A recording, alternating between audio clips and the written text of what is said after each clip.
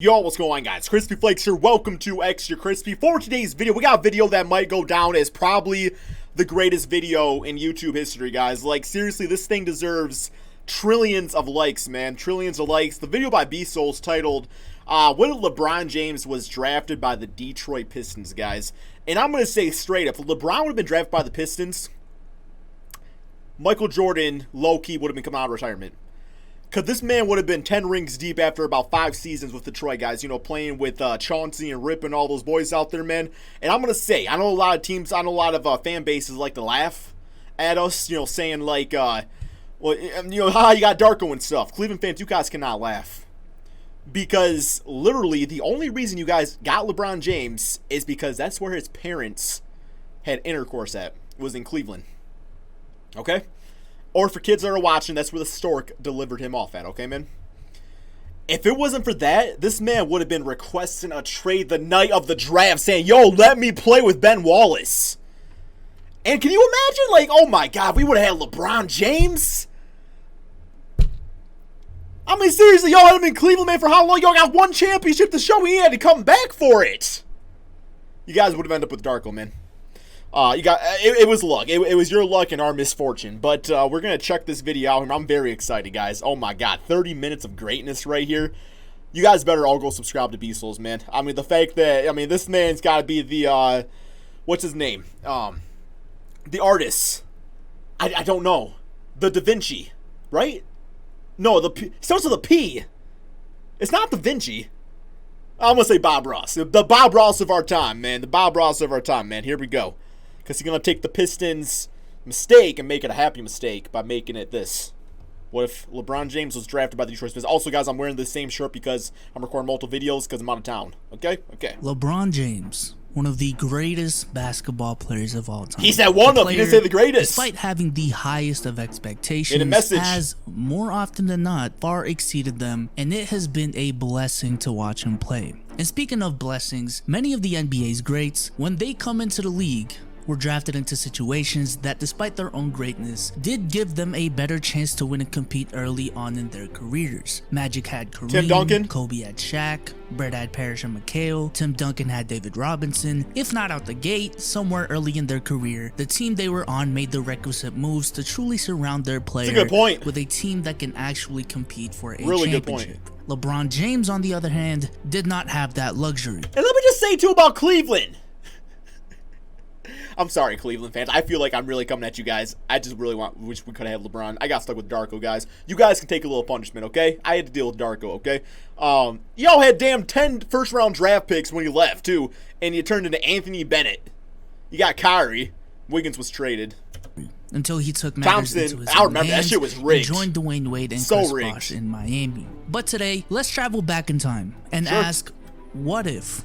What if, just hypothetically, LeBron James was given that luxury that those other greats had? And what if there was an alternate universe where the Cavs just thought that Carmelo Anthony was better going into the draft, and the Detroit Pistons, the team that won the championship in LeBron's rookie year, took him with the 2nd overall pick? Well, we're gonna find out today. I can't wait, now, these type of videos take a long time to make. So if you want me to do more of these, drop a like on this video. If we 10 trillion likes, guys. 10,000 likes. No, 10 trillion. In the first 48 hours, I will do another one for my next video. Also, it would mean a lot if y'all checked out my podcast, Let's Keep It a Buck, where I get to talk about more NBA that just wouldn't make it on this channel. KB, you know, podcast, nice.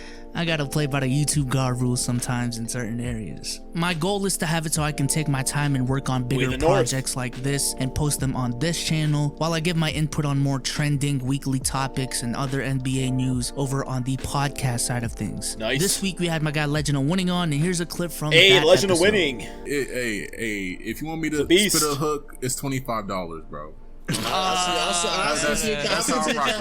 Bro, getting your mouth all chopped up doing that shit, man. Like, hooks are for catching fish, man. Send us your cash out right now. $25 to spit a damn hook out of your mouth? What's your cash out? What's your cash out? Do that shit for 50. Damn. What's your cash out? What's my cash out? I'm sending it right now. Look. 25. What's your cash out? Links will be in the description to check that out. But check it out, guys. Check it out, guys. So our story starts in the 2003-2004 season. I shot a free throw right there, man. and I missed it in front of Ben Wallace. And then ironically, oh damn, 15 years later, I shot I shot a three-pointer right over there with Ben Wallace when I got to meet him. And I missed it. I'm 0 for 2 in front of Ben Wallace, guys. Is that intimidating factor? Season where the one-seeded Detroit Pistons, by the miracles of the what-if gods, Joe Dumars, a.k.a. me, drafted high school phenom LeBron James. Now, the season prior, they ran a starting lineup of Chauncey Billups at the 1, Michael Curry at the 2. God, I hate Michael Curry. He's the worst coach in NBA history. Rip Hamilton at the 3, Cliff Robinson at the 4, and Ben Wallace at the 5. Now, adding LeBron to this lineup does a couple of things. Number one, considering that the Pistons started the season off in our timeline with a second-year Tayshaun Prince at the 4, it wouldn't be too out of the ordinary to assume that Larry Brown would throw out a lineup of Chauncey, Rip, LeBron, Tayshaun. I think, a little correction, which I could be wrong. I think it was Corliss Williamson that was technically the 4 on that team, but I think that they did play both of them out there. But I think it was Big Nasty, because Big Nasty the season before was a small forward, but the season he got shifted over, and then eventually... yeah, man. So I think his ass got thrown on the bench, right? No, he was a starter until Rasheed got. I don't know. I could have my timeline all mixed because I was like freaking 12, man. I done a lot of this, eating a lot of pizza since then. Goes straight to the brain.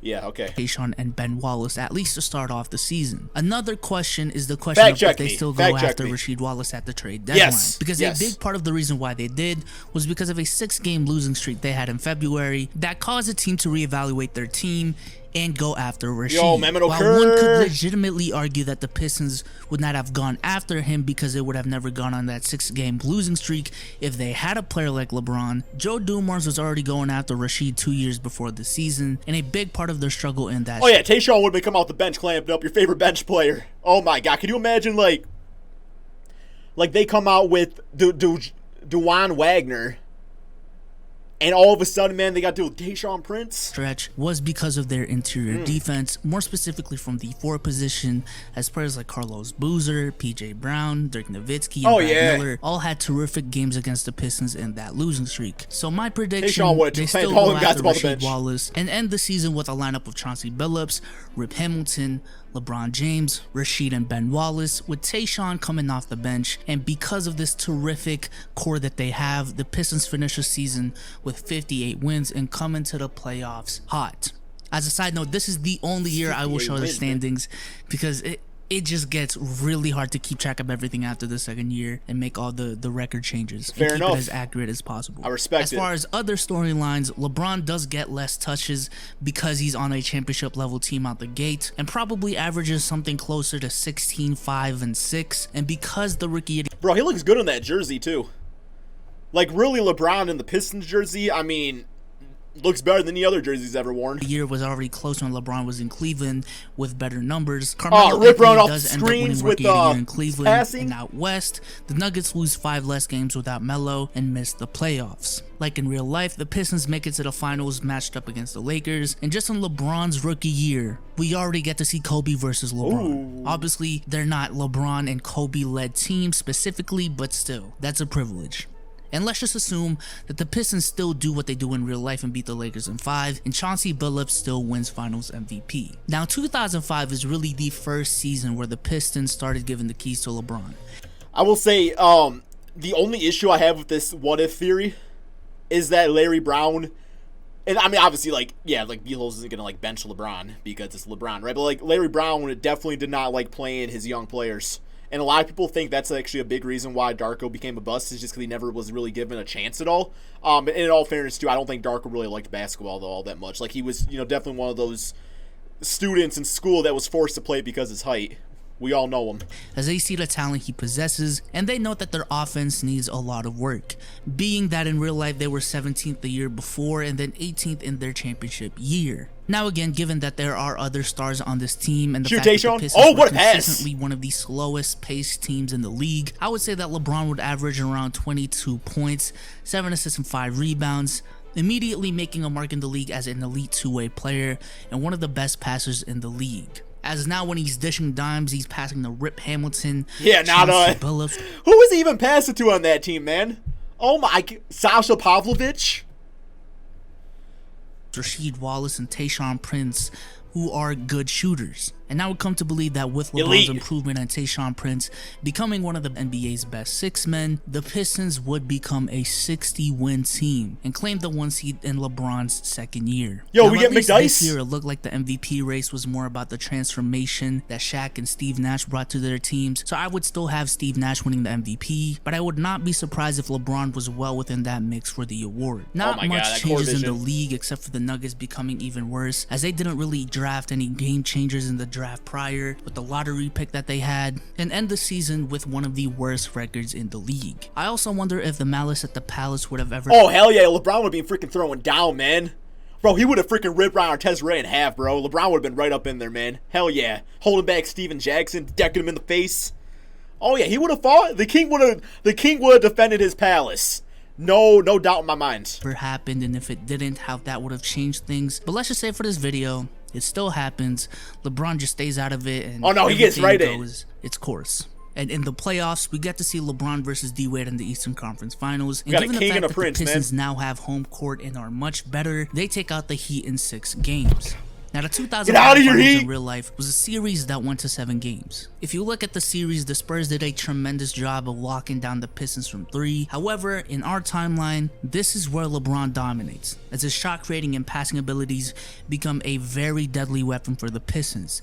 The LeBron and Rasheed Wallace pick and roll become extremely deadly, as LeBron could either pass Rasheed off the pop, go to the hole, or if he does, the defense collapses and he can pass out to Rip Hamilton or Chauncey or Tayshaun. And because of this, LeBron had himself LeBron captures his 2nd ring in the league. Screw you, Robert Horry, or Horry, whatever your name is. Big Shot Bob.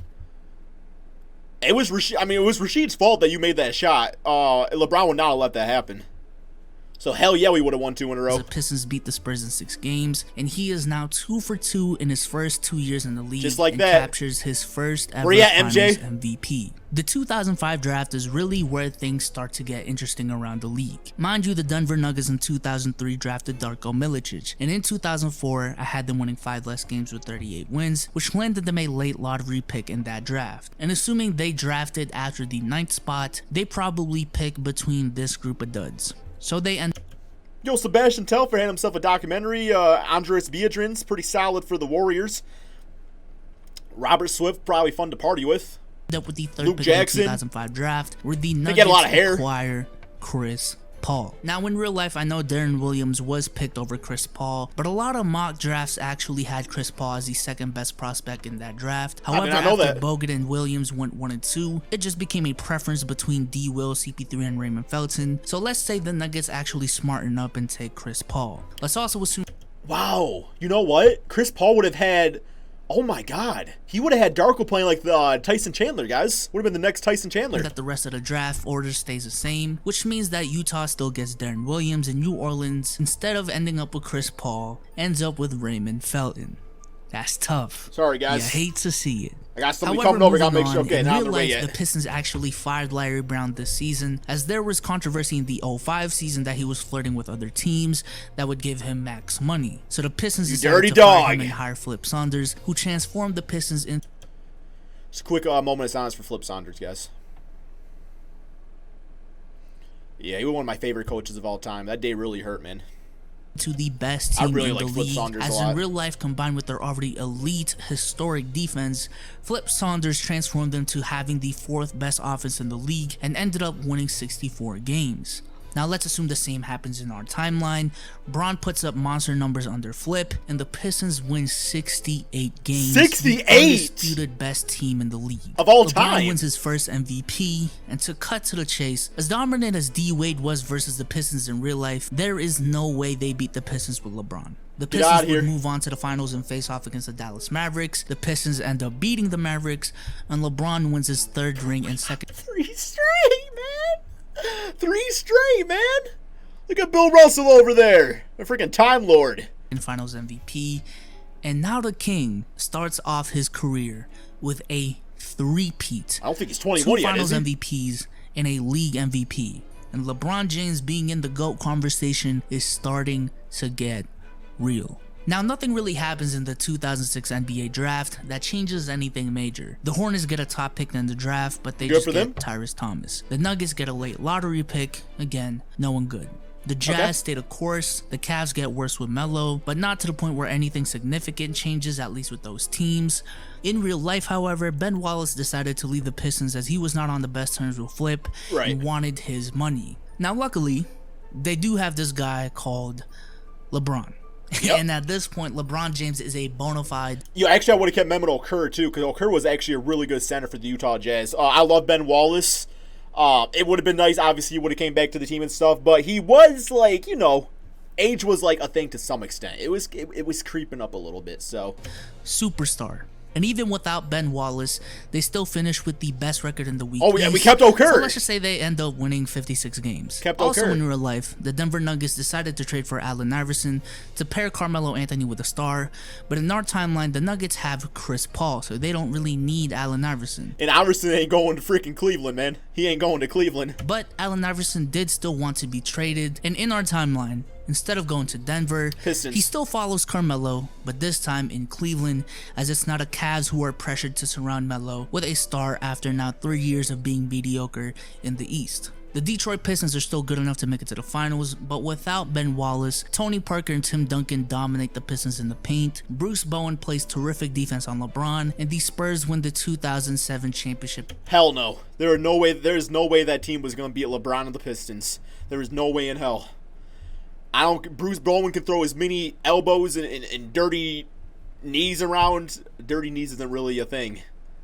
Hell no.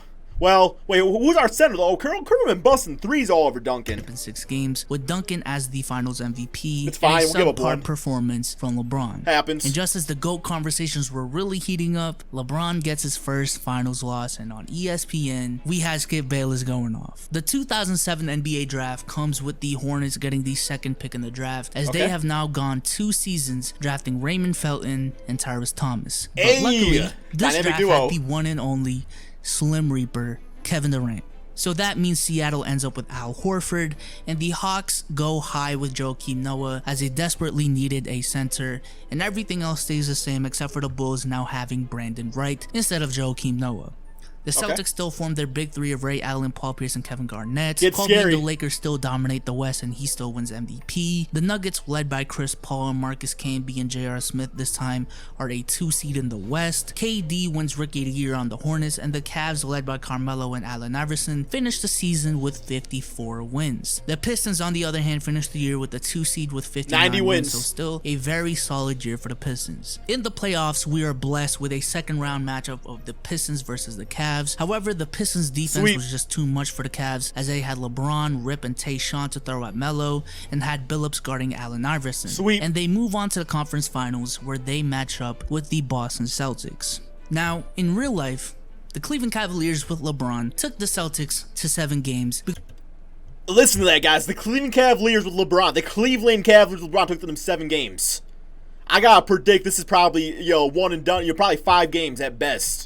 Celtics might get 1. Because of how great LeBron was in that series. The Detroit Pistons, without LeBron and without Ben Wallace, took those Celtics to 6 games as well. That's a sweep. Now, understand it's not perfect math, as the Cavs and the Hawks taking the Celtics to 7 does not mean that they were better than the Pistons and the Lakers teams who the Celtics beat in 6 games. But it's not really a stretch to say that the Pistons do beat the Celtics in the conference finals in 7 games. Oh, hell if yeah. they had LeBron. Hell and yeah. now we move on to the NBA finals, where we have a matchup for the ages. LeBron James versus Kobe Bryant. I love it. In the finals with 2 relatively even teams. But without Ben Wallace down in the paint, the combo of Pau Gasol and Lamar Odom and MVP Kobe were just too much for the Pistons, as Kobe avenges the Lakers from their loss in 2004, claims his first ring without Shaq, and beats LeBron in the finals. No Kobe slander. You can have this one, Kobe.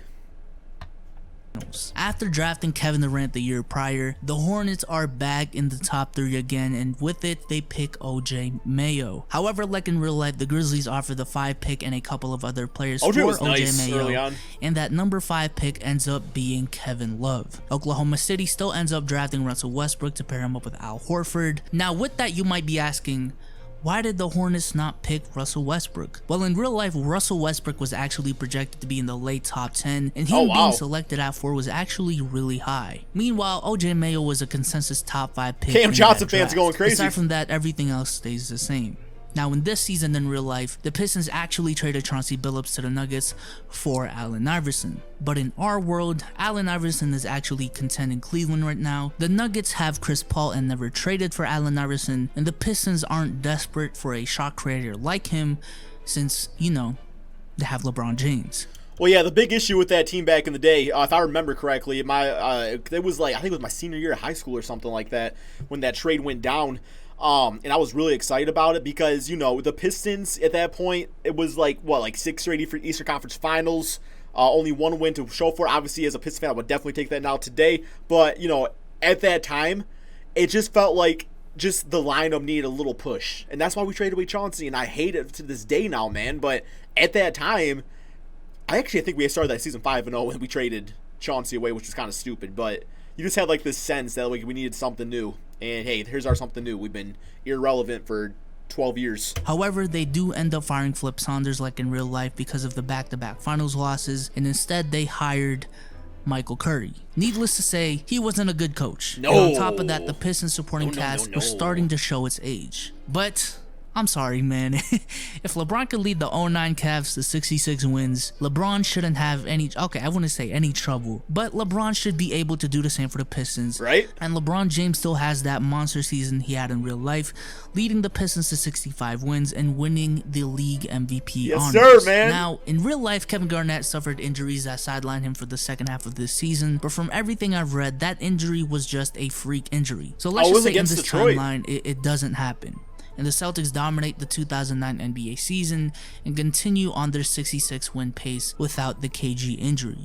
They become the undoubted best team in the league as they come for revenge from the last season and win the NBA Finals in 6 games versus Kobe and the Lakers. The 2009 draft sees the Hornets' young core of KD and Kevin Love pick up James Harden with the 3rd overall pick in this draft, becoming the deadliest young core in the league. And let's just assume again that the NBA draft stays the same after that, as the Thunder are still a bottom-feeding team with Westbrook and Al Horford, but instead of James Harden, they pick up Tyreke Evans to pair up with Westbrook and Horford. Sacramento gets Ricky Rubio, and since Minnesota still really wanted 2 point guards at the time for some reason, with their back-to-back picks, they draft Johnny Flynn and Steph Curry. Oh, hey, Warriors, you did however, it. in You need did of it. A point guard still Good job. Draft Brandon Jennings, and everything else stays the same. The 2010 season sees the Cavs having a down year from last year as Allen Iverson starts declining really fast and Carmelo's frustration with the organization is getting serious.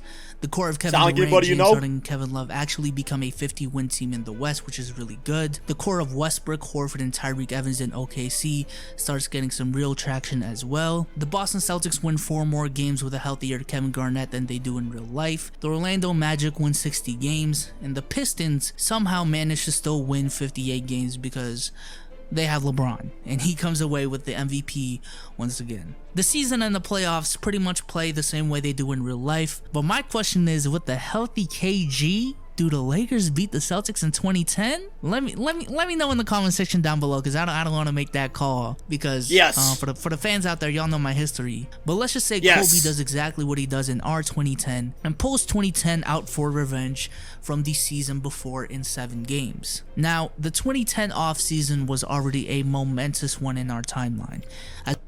Do not leave us, LeBron. We did not give you some dude named Titty Gibson, man, as your second best player. We gave you Chauncey, Rip, Tayshaun, Sheed, and others. We did not give you Damon Jones and whoever else was on that team. Drew Gooden. As we saw LeBron James leave Cleveland and go to Miami. In this video's timeline, LeBron James is still frustrated. He started off his career with a three-peat, 2 finals MVPs, and a regular But this is you choking, LeBron. This ain't your teammates choking. It's your fault we lost these games. Season MVP. And in the last 4 years, his finals record has gone from 3-0 to 3-2, and he was just bounced out of the second round the year prior. So now, it's time for a serious talk. Now, mind you, this free agency class still features D Wade, who is frustrated as well without a championship in Miami. It also oh, give us Dwayne Wade! I'm sure they still be friends. Yeah! We're gonna have Rip as a 6 man. I'm cool with that at this point.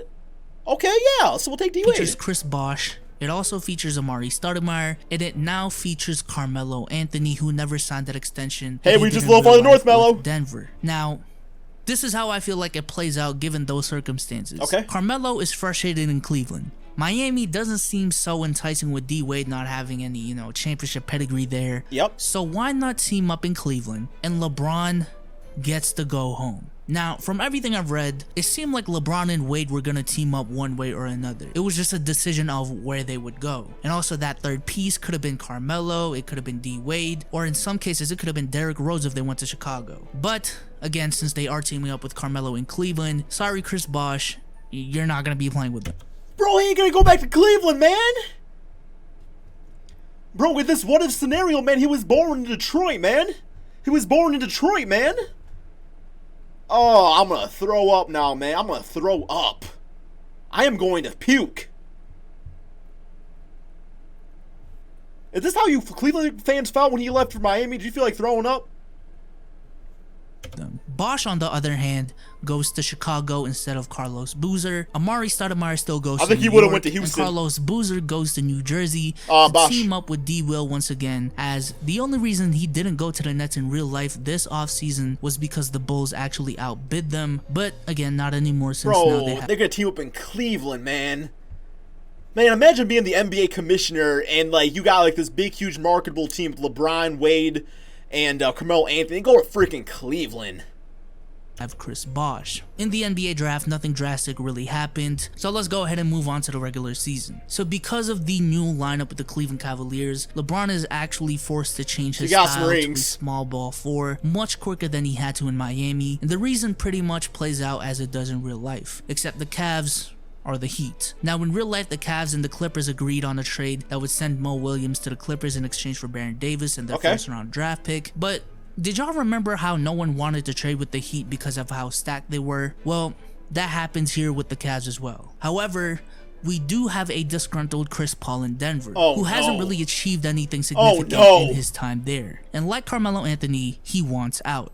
So Denver trades Chris Paul to the Clippers in exchange for their first-round draft pick. So in the playoffs, the Cavs and the Mavs meet in the finals, and while yes, LeBron does have championship experience this time, which is important, which means he probably won't choke as bad as he did in real life, the real problem is, who is guarding Dirk?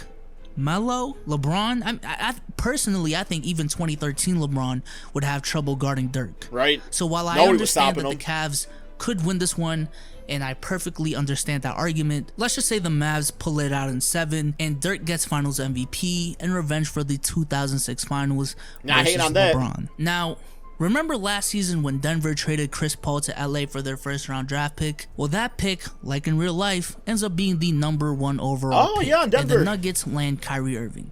And after a year of losing, the Pistons end up with a top 5 pick in the draft where they select Tristan Thompson. So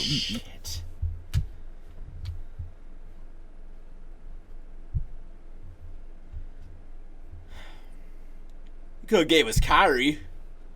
They haven't been doing too hot since they lost LeBron. The Heat, after their first season without D Wade, also come out with one of the top picks in the draft, but again, they don't really draft any game changers. Oh, is that Jan Vesley? Let's take a quick break to look at the current league structure and who's dominating and who's not. In the East, we have the Cavs with Carmelo, LeBron, and D Wade. Should have been the Pistons. Bulls with D Rose, Chris Bosh, and the crew, minus Joakim Noah, as if you guys remember, he was drafted by Atlanta instead of Chicago. We have the Boston Celtics, who are still an elite team. The Indiana Pacers with a young Paul George, and the Orlando Magic with a Dwight Howard who's becoming increasingly frustrated in Orlando. Out in the West, we have the San Antonio Spurs as usual, the New Orleans Hornets who have Kevin Durant, James Harden, and Kevin Love, the Thunder with Russell Westbrook, Al Horford, and Tyreek Evans, the Lakers with Kobe and them, and the Lob City Clippers with a little better chemistry as they did get Chris Paul earlier than expected. Last year's champion, the Dallas Mavericks, on the other hand, like they do in real life, did trade away some of their important pieces that took them out of the championship picture. So the Cavs go on to dominate the lockout season with LeBron winning his 4th MVP trophy. They trample through the East once again and are matched up with the New Orleans Hornets in the finals with Kevin Durant,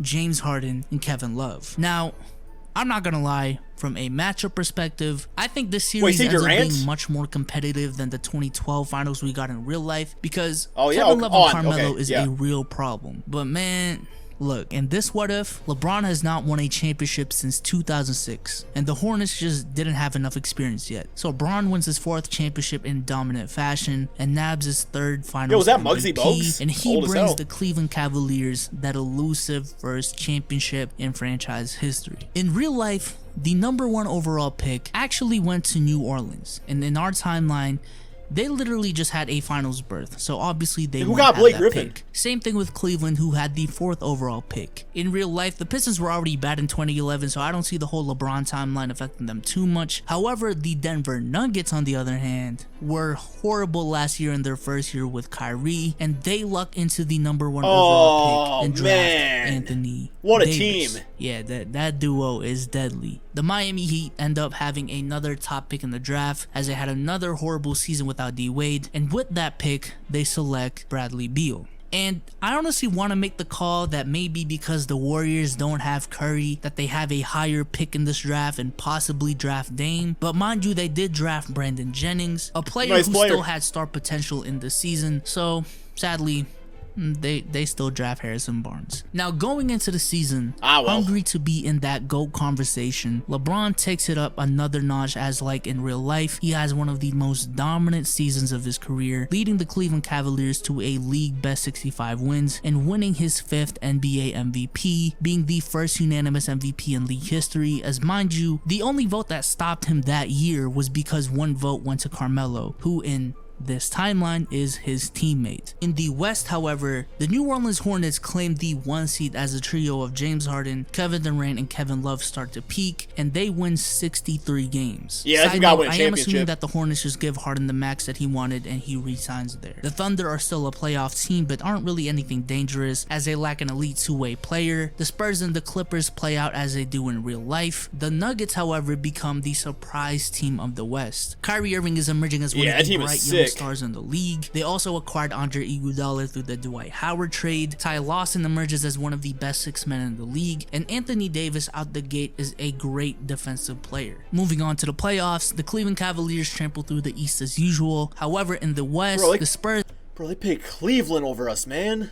Actually do not make the finals. I think a lot of people underestimate exactly how much of a threat the Thunder were to the Spurs in those years. Mind you, in 2012, they beat the Spurs. 2013, the Thunder lose Westbrook in the first round. 2015, the Thunder don't have KD. And as soon as KD comes back in 2016 and Russ and KD are healthy, they beat a 67-win Spurs team in 6 games. The only time the Spurs actually beat the Thunder with everyone healthy before KD left for the Warriors was in 2014. But even that series went to 6 games, and Game 6 went to OT. So that was much more competitive than it looked. So given that fact, it's not really out of this world to think that the New Orleans Hornets can beat the San Antonio Spurs in the Western Conference Finals with that core, and they go up against the Cleveland Cavaliers. Oh my God! He just knocked Duncan's ass down! A finals rematch. And because the two are more familiar with each other at this point, combined with development from the New Orleans Hornets, this series turns out to be much more competitive than the season prior. This series turns out to be an instant classic, and the series goes all the way to 7 games, where LeBron just says enough and drops a 40 bomb in Game 7, clinching his 5th NBA championship and 4th Finals MVP, putting him in a very, very elite class. Now, this is actually where I'm gonna draw the line. We have now gone over the first 10 years of LeBron's career, and I think we can all agree that it looks much different from the career he has right now. I haven't even edited the video yet, but I can tell you from the 10 years we've covered and looking at Audacity right now, this is probably going to be a 25 to 30 minute video. But I think we've talked about enough of his career to kind of project the general trend of where the rest of the NBA goes from here. For one, I honestly think LeBron might just retire as a Cavalier given the circumstances. He's already at home, they've proven to be a competent franchise, and you know, maybe... You know, really, you could see him going back to Detroit, too. But probably not. Near the 2017-2018 season, he actually considers we have Little Caesars Pizza, guys. His age is really showing. Yeah, hot and ready, man. Breadsticks become a really big problem. Hot and ready. He leaves then. In other news, cold and the Golden waiting, State Warriors dynasty never comes as Minnesota ends up drafting Stephen Curry instead. Who knows what Curry turns into Minnesota and how much of a game changer he becomes? But I still think they become a bad drafting team and probably waste a majority of Curry's career there until he leaves in free agency and maybe teams up with KD in New York. Maybe that's the next what if, who knows. The Harden Rockets never come to be because he re-signs with the New Orleans Hornets. The Nuggets become a league powerhouse with a core of Kyrie, that guy number 96. Davis, and Andre Oh my God. And quite frankly, they'd probably end up winning 1 or 2 championships with that core considering the field. But let's just close this video talking about LeBron's resume. As I said in the beginning of this video, LeBron James did not have the luxury of having the help that players like Shaq, Kobe, Kareem, Tim Duncan, and Magic had out the gate. And the purpose of this video was to think about how LeBron's career would have panned out. He didn't have Scottie Pippen, guys. And what we see is a LeBron James that in just his first 10 years in the league has 5 regular season MVPs, 5 NBA championships, 4 finals MVPs. And you know, the thing is too is, you know, B-Souls was probably being nice in this video. I wouldn't be surprised if he, you know, if he would have stayed with Detroit, he would have won the championships every single year. And you know, like nobody would have like argued it, you know, with a record of 5-3. I feel like regardless of whatever we talk about after the 2013 season, when it comes to LeBron specifically, if LeBron had that head start from the beginning, yes, I feel like his career would have panned out to be much more accomplished. However, in terms of the GOAT conversation, I do think this resume is much stronger than the resume he has in real life. Oh yeah, but for sure. I still don't think there's a point where he's considered the GOAT to a majority of the population the way Michael Jordan is revered by many right now. I really do think a big part of MJ fans hold that perfect 6-0 with 6 finals MVPs and no game 7s to an unreachable pedestal. While it is a flawed argument, I understand the logic, and a lot of people go with it, and you can't really, like, come on, man, like that's an insane resume. Yeah, you can't. It's hard to argue against it too. Multiple finals losses, as long as he doesn't stay with one team, as long as he loses to Kobe, and as long as he has a win where he doesn't have a finals MVP, Jordan fans can and will hold that over his head. In other storylines, however, when it comes to this what if scenario, we do get to see Kobe still end up with 5 rings. However, this time he wins 08 and 2010 instead of the back-to-back he had in real life. Tim Duncan loses out on the 05 championship and the 2013 finals appearance, and he might lose out on the 2014 ring as well, like I mentioned with the whole OKC Spurs thing. Chris Bosh never becomes a champion. However, in return, Carmelo and D Wade both become 2-time champions. Yeah, Melo's legacy, wow, and also changes with the that, plot. D Wade never wins the 2006 championship. Now, I know there's probably some flaw in this video somewhere, and if there is, really the only flaw in it, man, was LeBron leaving the Pistons. Besides for that, it was 100% perfect. Please leave it in the comment section, man. Seriously, this is my first time doing a video like this, so okay, I think that's pretty much the end of it here, man. I gotta say, yo, B-Souls, that was fantastic, man. Like, that was a really good video right there. One of my favorite videos I've watched on YouTube of all time, guys. So yeah, man, go check out his channel, go hit him with that subscription. Thank you all so much for watching, and peace out, my friends.